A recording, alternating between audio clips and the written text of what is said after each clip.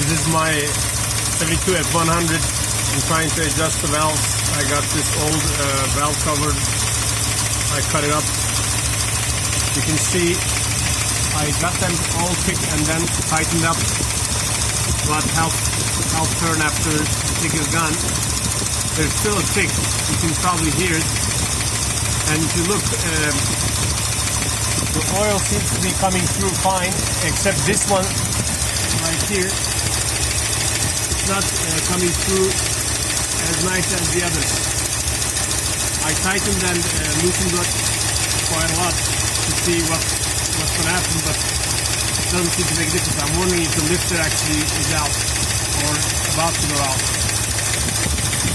If you guys can give me an idea of how to identify the problem here, that'd be great. And this ticking sound actually, there is some header gasket leak. I know that, but this is a little bit more than that. So I feel like there is something going on in terms of the engine.